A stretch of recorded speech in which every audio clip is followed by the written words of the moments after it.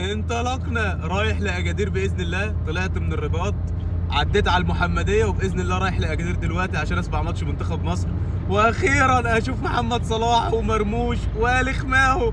فالاجواء حلوه قوي. 7 ساعات باذن الله اوصل على الماتش. ويا اخوانا دي فرصتنا. الناس كلها في المغرب متفائله قوي بمنتخب مصر، الكل بيتكلم علينا بطريقه حلوه. الناس كلها بتقول لك لو منتخب مصر كان سيء فهو هيوصل سيمي فاينال.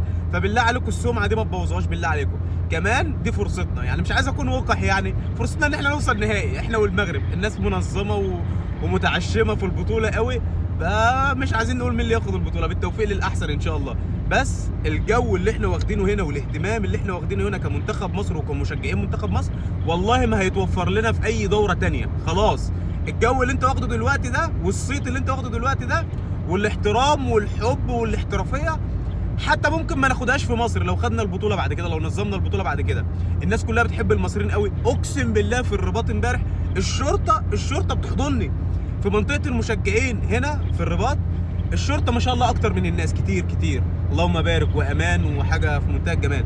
الشرطه نفسهم لما بيعرفوا ان انا مصري والله العظيم بيحضنوني. الناس بتحضني، سواء كل الاجيال بقى، الشباب الصغيرين، الشباب اللي في سننا، الناس الكبيره، الرجاله الكبيره، الكل بيحب المصريين بطريقه مش طبيعيه، بطريقه ما تصدقهاش ما تستوعبهاش والله العظيم. فشكرا لاهل المغرب.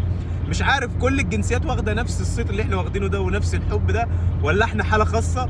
بس اللي انا شفته والله العظيم لو قعدت اتكلم من هنا لبكره مش هوفي له حقه. الناس بيحبونا بطريقه، بقول لك الناس بتمشي تحضني، الناس لما تعرف لا مصر بيحضنوني.